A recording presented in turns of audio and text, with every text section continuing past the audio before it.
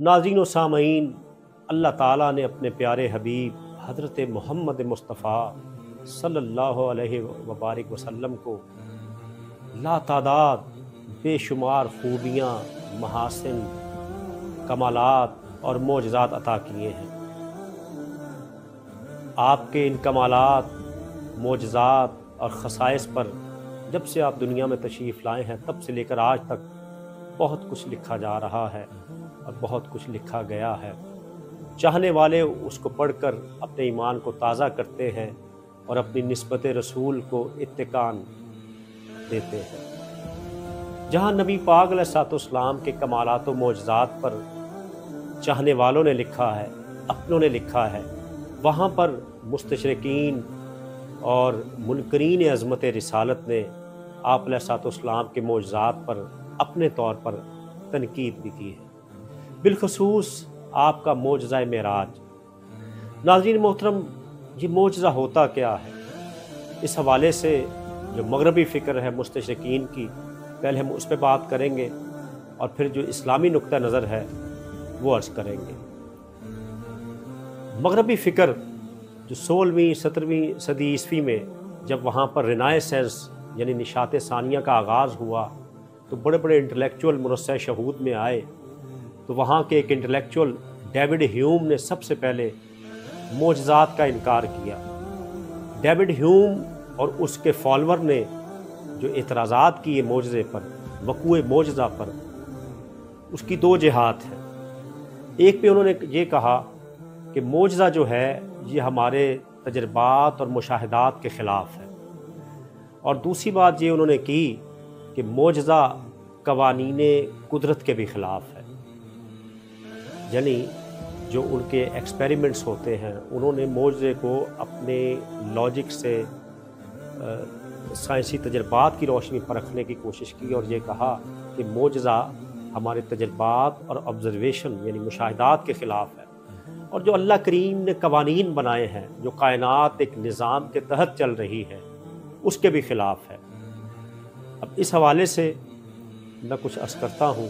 پہلی بات تو یہ، ہم یہ پوچھنے میں حق بجانب ہیں کہ ہمیں بتایا جائے کہ جو لوگ یہ دعویٰ کرتے ہیں کہ معجزہ ہمارے تجربات و مشاہدات کے خلاف ہے، ہم ان سے یہ پوچھتے ہیں کہ آپ بتائیے کہ آپ نے سائنسی اگر اعتبار سے بات کی ہے تو معجزہ کس ایکسپیریمنٹ کے خلاف ہے، کس تجربہ کے خلاف ہے؟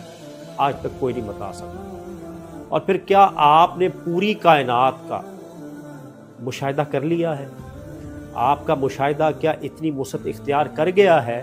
تو بتائیے مشاہدے کی روشنی میں کس اصول کے خلاف معجزہ ہوتا ہے؟ اس کا بھی کوئی جواب نہیں دے سکا۔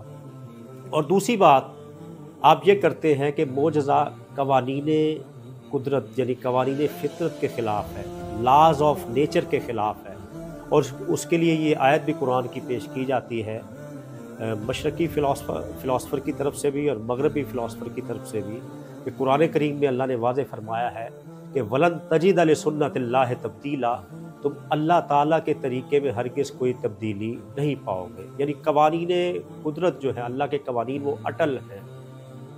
اب یہاں پر بھی ہم کچھ سوال رکھتے ہیں جو معجزے کو قوانین فطرت کے خلاف سمجھتے ہیں۔ پہلی بات تو یہ ہم پوچھتے ہیں کہ آپ یہ بتائیے کہ آپ نے تمام قوانین فطرت کا احاطہ کر لیا ہے؟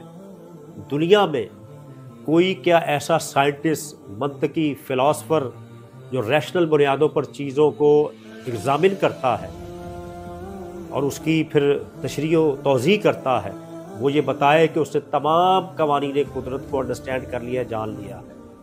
تو کوئی ایسا ابھی تک لمحہ موجود تک کوئی ایسا دنیا کا اسکالر سامنے نہیں آیا جو یہ دعویٰ کر سکے کہ ہم نے تمام قوانین قدرت کو جان لیا ہے۔ اور بالفرض مفروضے کے طور پر بات کر لیتے ہیں، اگر کوئی یہ اٹھے اور یہ کہے کہ جناب میں جانتا ہوں تمام لاز آف نیچر کو، قوانین فطرت کو میں نے جان لیا ہے، تو پھر ہم اس سے سوال کریں گے جناب اب آپ یہ بتائیے کہ کون سے قانون قدرت کے خلاف ہے معجزہ؟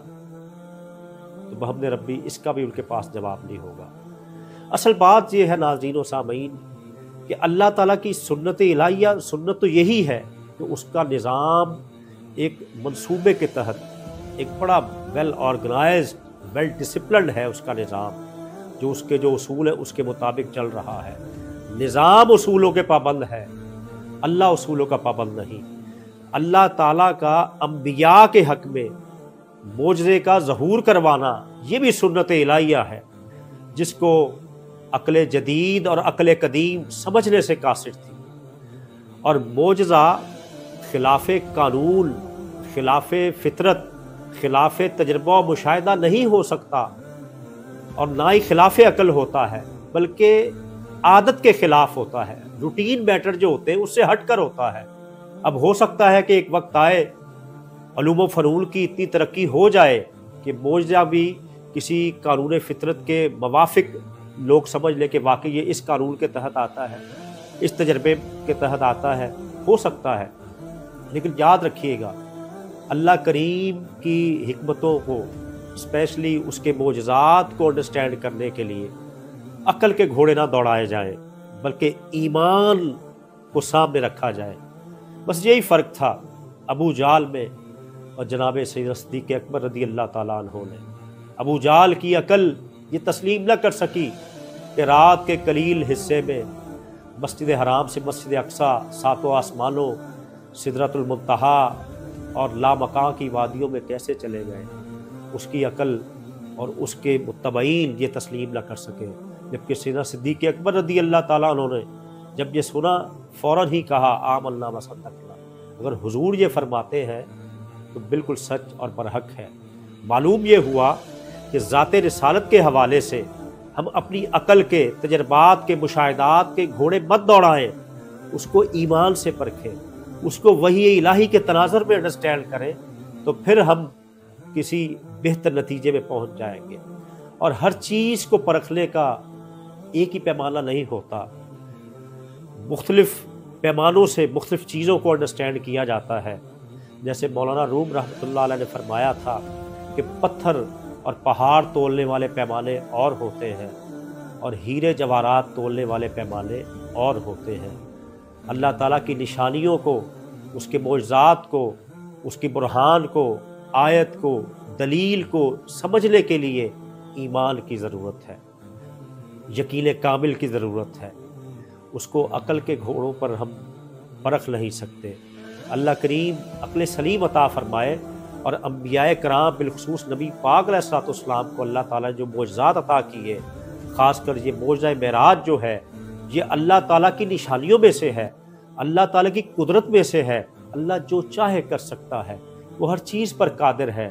تو اگر رات کے قلیل حصے میں اپنے محبوب محترم، اپنے حبیب اعظم حضرت محمد مصطفیٰ کو مسجد حرام سے مسجد اقصیٰ، پھر ساتوں آسمانوں اور پھر سدرۃ المنتہی اور ثم دنا فتدلی تک لے جائے، تو اس کے لیے کوئی مشکل نہیں ہے۔ اللہ تعالیٰ ہمیں ایمان کی وہ استعداد عطا کرے کہ ہم اپنے نبی پاک کے محاسن کو سمجھیں اور ان پر ایمان لائیں، اور اس سے جو فوائد حاصل ہوتے ہیں اس پر غور کر کے اپنی زندگی کو اور اپنی آخرت کو بہتر بنائیں۔ والسلام علیکم ورحمۃ اللہ وبرکاتہ۔